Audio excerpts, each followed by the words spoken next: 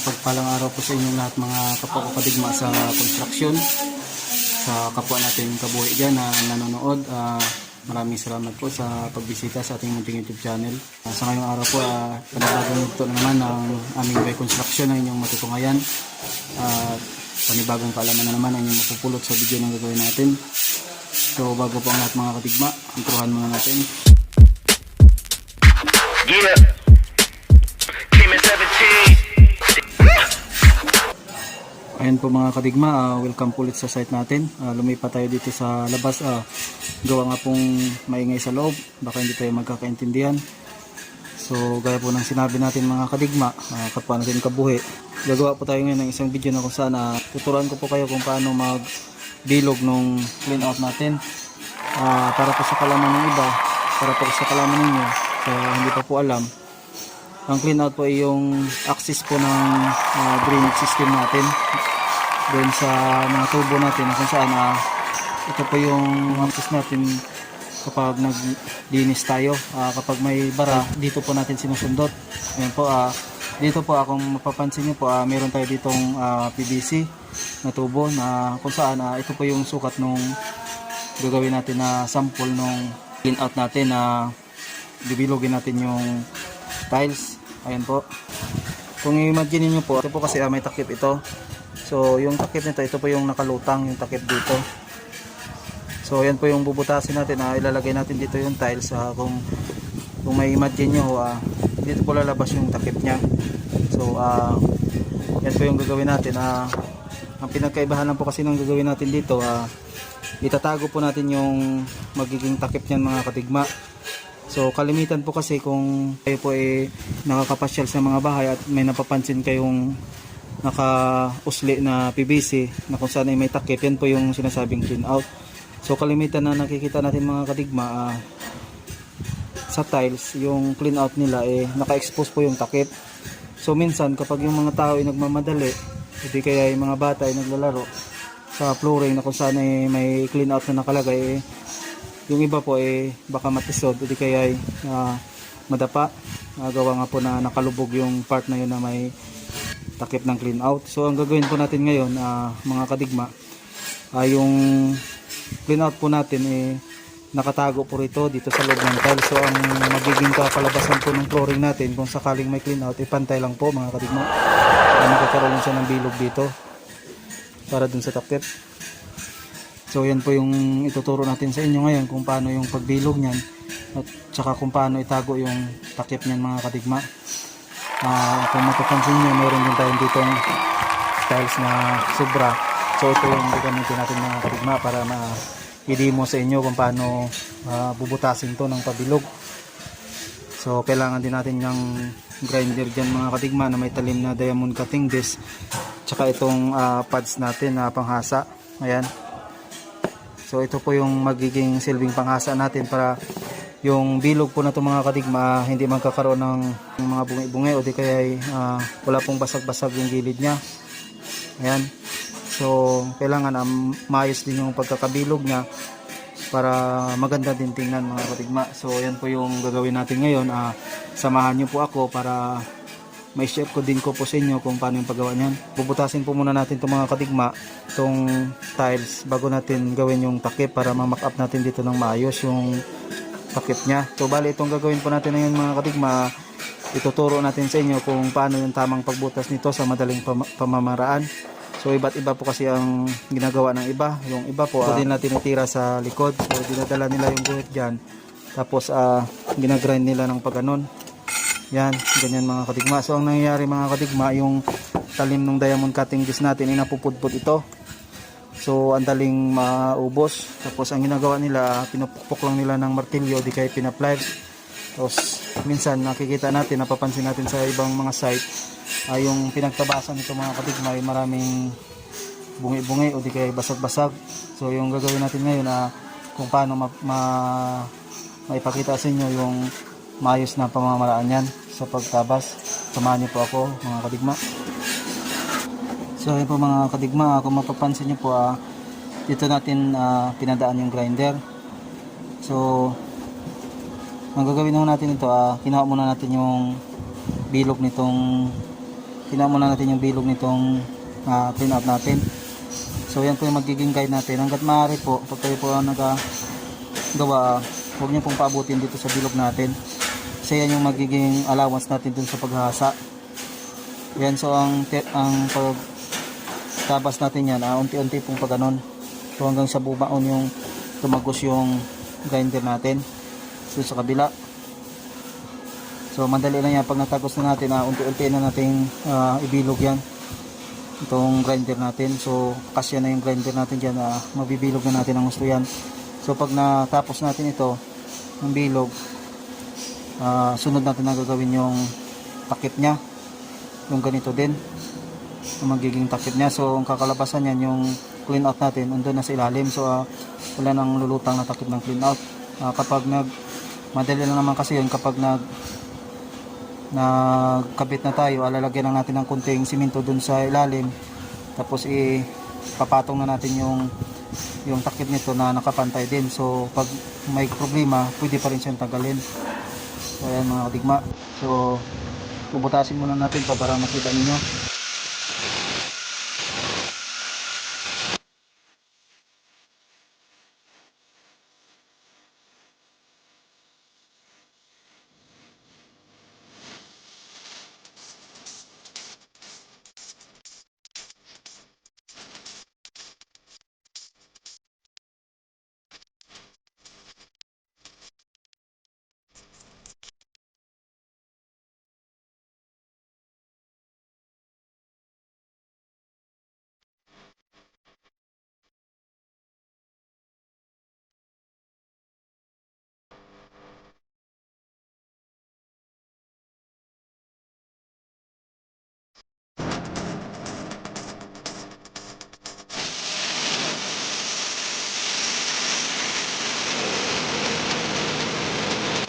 Ayan po mga kadigma, kung mapapansin nyo, nabutas na natin. So ayan, ito yung pinagsanggalan natin dyan mga kadigma. So hindi kaya ng iba na dito nila tinitira sa likod. So sa atin po, sa harap po natin ito kinating. Ayan, yung iba kasi marami pang ganon. So napakatagal. So sa atin po na to, ito po yung diskarte natin.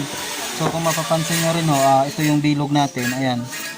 So hindi natin sinagad, padahilanan po na para po ma-perfect natin yung bilog niya, kailangan may allowance tayo sa paghasa. So next step po natin na gagawin ito mga kadigma, kanina po yung pagkat natin ganon lang, paikot. So ngayon naman po tuwid na. Kanina kasi tagilid, ngayon itutuwid na natin pababa. So ito papakain natin tong talim na to, yan, hanggang dyan sa may guhit na yan, yung sa bumilog. Samahan niyo po ulit ako, bibilugin natin itong mga kadigma. Nilagyan na natin ng tape para mas klaro yung guhit natin kasi kasing kulay kasi ng lapis tong tiles natin, so hindi masyadong makita. Ayan, para perfect po yung pagkakabilog nya. Tara mga kadigma, bilugin na natin yan.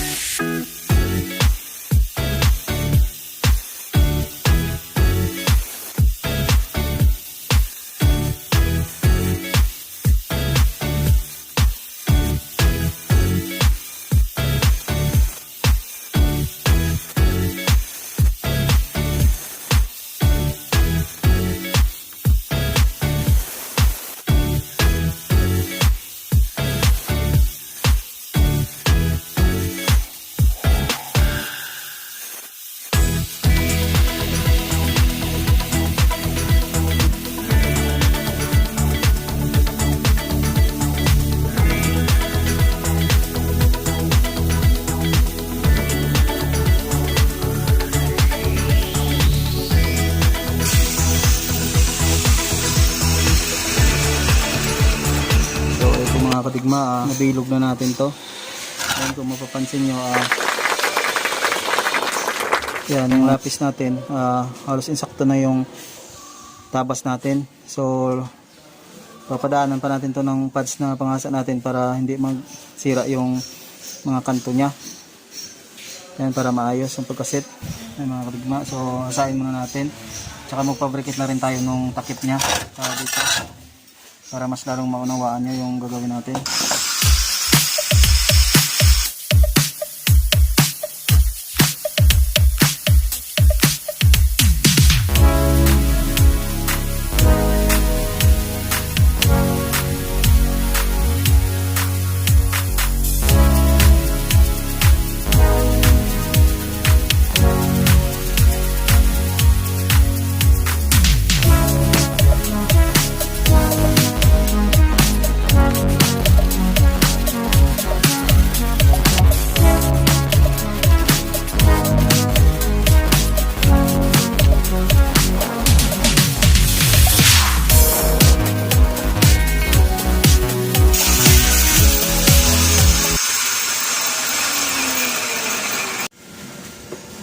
Yan po mga kadigma, nabilog na natin to.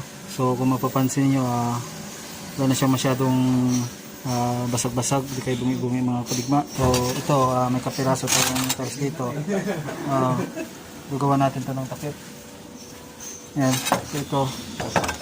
Yan yung gagawin natin takip doon. So bibilugin din natin to. Takat natin mga kadigma.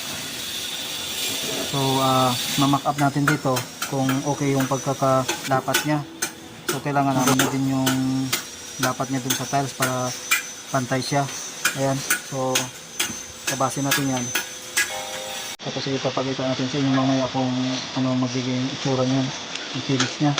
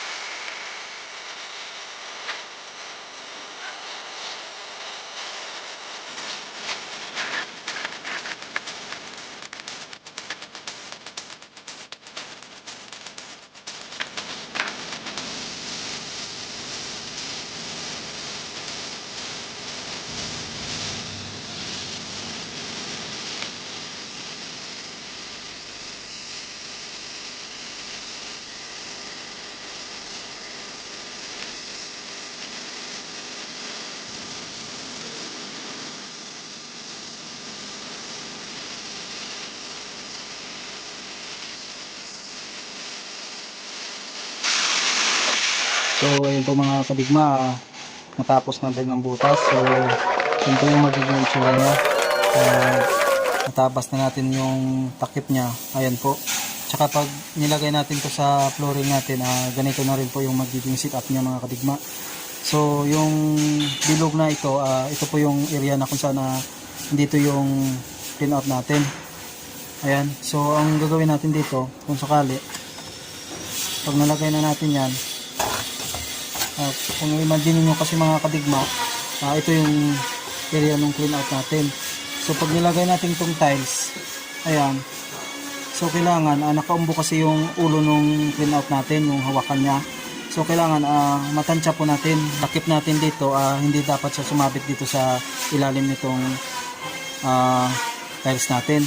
So kailangan kung ano yung clearance nitong mga floor line natin dito sa tiles natin mga kadigma, itong finish floor line natin, kailangan makuha natin itong kapal ng tiles natin para insakto yung takip nitong clean out natin. So parang nakapatong siya at mas maganda kung nakaangat pa siya para magkaroon siya ng sapat na clearance dun sa paglalagyan, kasi kung sakali mga kadigma gagawa natin itong ilalim na to na parang kanto. Kung may imagine yung mga kadigma, lalagyan natin ng kanto yung ilalim nito para pag sinet natin ito, ayan, parang pumatong lang siya. So kung nagpinis na tayo ng tiles yan, ayan ang magiging kalabasan yan. So pantay din siya. So yung purpose ng kanto na yan sa ilalim mga kadigma, papatungan ito. Ayan, para at least kahit papano hindi siya lulubog pag inapakan. Ayan, kaya kailangan may sapat siya na clearance sa ilalim mga kadigma para din sa pagbukas tsaka sa pagpapatungan nito. Ayan, so sa amin kasi sa share ko lang din, halos 2 cm kasi yung clearance nito, yung takip na naka-usli dito, halos 2 cm pa yung nakaangat ko doon. Kaya pag nilagay mo ito mga kadigma, makakalagay pa ako nung parang simento na kanto dun sa ilalim na pagpapatungan nito para pag sakaling apakan man siya, hindi siya lumubog. Pwede naman natin itong lagyan ng grout mga kadigma. Yung gagawin lang natin nun, pupukin lang natin to ng pagtatanggal tayo pag kung sakaling may bara na yung mga sanitary line natin, mga PVC pipe natin, lagyan lang natin to ng, kung nag-finish tayo, lagyan natin to ng grout. Tapos kung sakaling may bara na, pupukin lang po natin unti-unti. Bibitak naman yung grout nun, matatanggal na naman natin to. So wag po nating kaligtaan na baka lagyan natin ng simento, wag po mga kadigma, kasi hindi natin to matatanggal kung sakaling magkaroon tayo ng aberya dun sa mga tubo natin. Ginawa po natin tong video nito para at least kahit paano ma-share natin sa inyo yung ginagawa namin. Unlike po kasi dun sa iba na pag ganyan, imaginein mo na may clean out dyan, yung ginagawa nila sa iba, nakalitaw lang yung takip ng clean out nila. So ito, butas na rin. May butas dyan. Halimbawa, ito yung takip ng clean out natin. Ayan. So ang mangyayari dyan, parang may ganyan lang siya. So nakalitaw yung takip. Ang nangyayari sa ibang bahay, halimbawa may mga bata na naglalaro, ang iba natitisod, o di kaya may dumaan na hindi napansin na may CO pala doon, natitisod. Sa mga mall naman kasi ang ginagawa ng iba na may stainless to mga kadigma, o di kaya yung clean out na bronze. So yun yung ginagawa nilang pantakip, kaya flat pa rin siya yung pagkalapat niya. So flat pa rin siya sa flooring. Sa atin kasi sa mga bahay lang, halimbawa sa mga probinsya, mas maigi po, ganito na lang gawin natin.